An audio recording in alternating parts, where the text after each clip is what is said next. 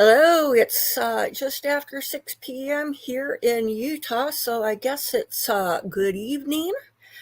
Um, just in case anybody is coming in, let me go over things I'm covering. Chad Daybell trial won't be happening tomorrow. The judge has other business to conduct. So it'll be Monday for that. But meanwhile, Chris from Mob Crew broke the news that the plea deal for James Brenner was 3 to 15 years. And so I just wanted to go over that. I pulled up the state section on penalty for the different charges. And he was being charged with capital homicide, which it says life in prison without parole, or the death penalty. And so they didn't seek the death penalty, so the most he could get was life without parole. And then there's the possibility that he could be paroled. So he took a deal. The first degree murder is 5 years to life in prison. And that seems to be what most people are charged with in Utah. Or at least that's what they plead to, I should say. But this sentence was 3 to 15 years. So we'll look down at second degree murder, and the penalty there is 1 to 15 years in prison. So they're kind of saying it's kind of like a murder 2.5. It's halfway, well, it's over halfway to between second and first degree. So from a realistic standpoint, now, first of all, the judge has to approve the plea deal, and he can always reject it. So, hello, Cluckers. Hi, Lambrow and Matt.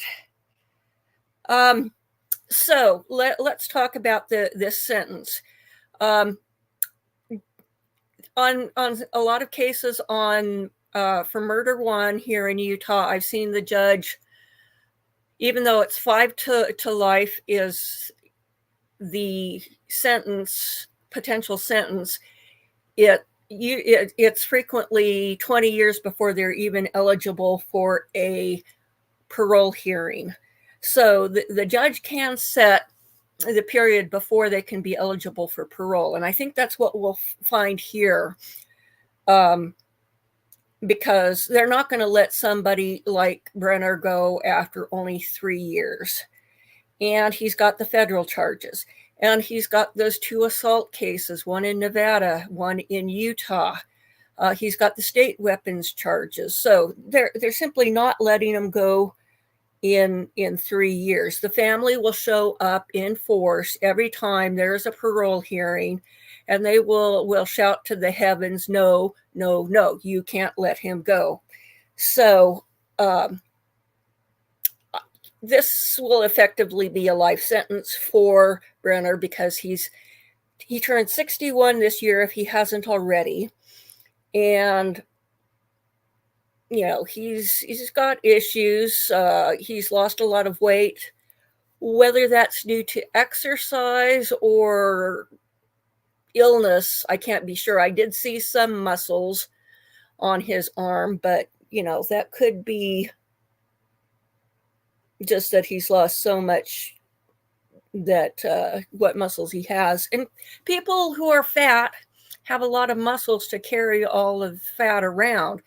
So it could be that yes, he will effectively serve a life sentence, in my opinion, because the judge isn't going to, he's going to make it more like, you know, at least half of that period before he gets a parole hearing, in my opinion. So I don't know if the state is dropping the state weapons charge or the assault charge against Kevin Bibbins. And I don't know that Nevada will get a look at him for the assault charges over in Nevada. So somebody in Mob Crew came in, and I've been hearing these rumors. Kurt, they've got an arrest warrant out for Kurt. Kurt is involved. Kurt helped him, etc., etc. I don't know, but I did some checking. They said Kurt is under arrest. Kurt is in the Box Elder jail. I called the Box Elder jail. No, he's not in jail. And I checked with the statewide arrest warrant search, and he doesn't have any outstanding warrants in the state of Utah. So I think we can put that rumor to bed. As for any involvement, I don't know. Was somebody else involved in the crime, in covering it up? Quite possibly. I don't know. He may have done it on his own.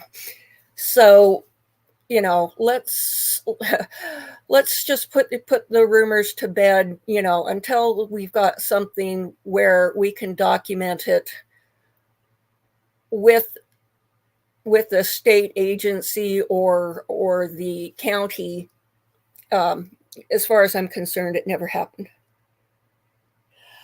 I've heard that too, and I also heard that it wasn't the case. So I haven't checked on Nevada. It didn't seem to me that it was significant enough to look for, because clearly they're not interested in bothering with people in that part of Elko County unless it's something that they can't ignore. So, you know, if Elko County isn't that concerned, I'm not concerned. So, let's see. I will be making a trip out to the Lucin and Montello area in probably 2 or 3 weeks' time. And possibly they might have been arrested, but possibly they don't have enough evidence, or possibly they needed to get information from the person in order to do it. So if somebody else turns out to be implicated and they pursue it, I will, of course, check into that. So I'll be going out to the area. One of my subscribers very happily volunteered to meet me in Wendover with their pickup and quad runners, so that we can get into some of the areas where my little Suzuki Swift isn't quite so able to go, because some of those roads can get kind of rutty. Hi, Fast Eddie. So I'm going to do some really artistic footage and photos and stuff for a project that I've had in mind since Dylan first went missing. And another subscriber has done a couple of written a couple of songs and produced audio recording using AI, and one of them seems like it would also be really excellent for doing a musical tribute to Dylan. So I'm hoping to get some footage for those on this trip, and so hopefully we'll get that project, and I'll check out where Brenner's burned out trailer was, and the general area where Dylan was found, and so that people can see just how difficult it was to, search. I mean, the place is so vast out there that in order to find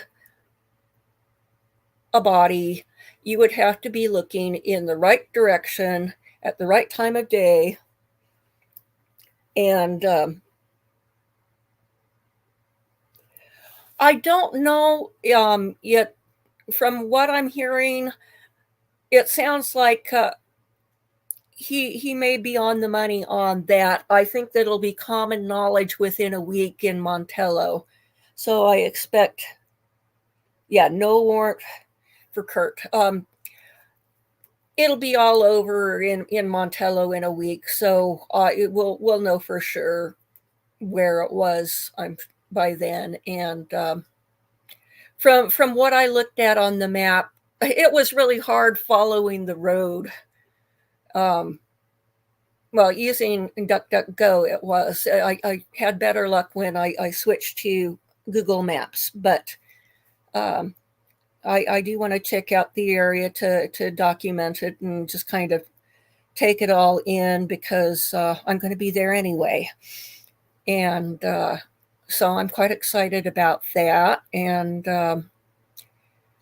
maybe one or two people I want to talk to. There was another subscriber who lives in Montello who wanted to meet. And if they see this, contact me and let me know. Hi, Missy's mom. Because I would love to meet up. So it makes sense, because Brenner knew the area since he lived there and may have traveled that road before. Yes, there is a, well, the road is pretty good coming from the direction from the grain shed. But once you get to the mountain, then it kind of starts going skewampus all over the place. And sometimes I think it's not really roads per se, but they are gullies that people have used as roads.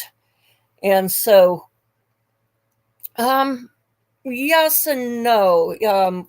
When I was a kid, we had 40 acres south of Rosette, which is about 35 miles from Dylan's farm.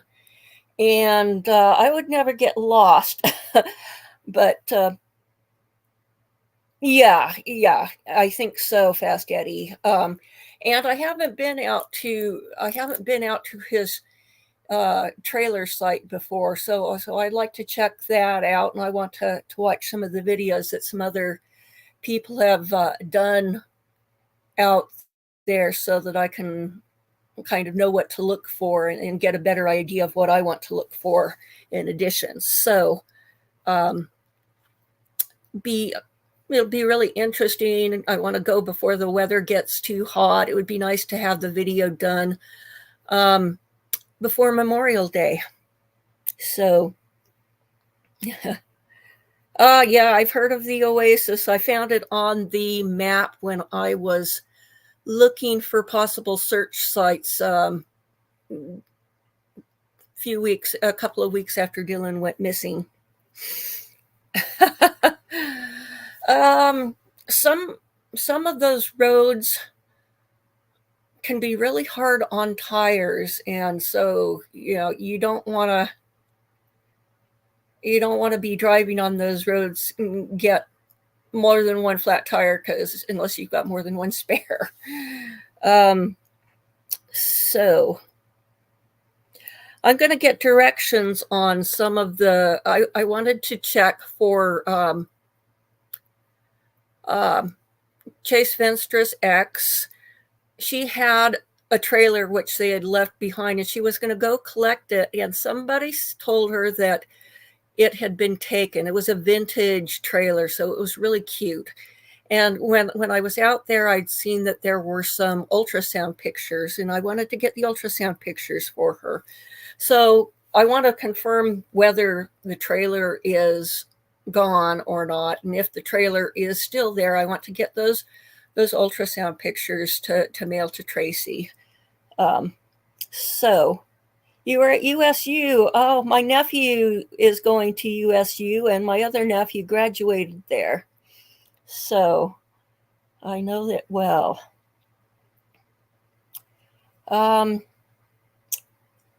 So let's see. Anything else? I don't know, but I'm looking forward to the trip. I just have great nostalgia for the West Desert in that area because of my childhood going out to visit our land. It's very pretty there in Cache Valley. Chris McDonough's son is going to USU these days, and his other son lives there, or maybe there's more than one son that live there. But anyway, so let's see. Anything else? Can't think of anything, but if there's something comes up, I will pop on for another short live. The Chad Daybell trial won't be taking place tomorrow. The judge has some other business to conduct. So it will resume on Monday. And when Chad gets convicted, hopefully for Tammy's murder, I will take flowers again to Tammy's grave down in Springville. So, and there's a gal here in the valley who grew up, or she lived in Springville and knows some of the people down there. And so we were going to do some talking about Tammy and Chad. So if I get some good information, I'll have to do a live on that. So I bid everybody a good night, except Matt. It's probably some strange time of day over there in Australia. So we'll see you soon.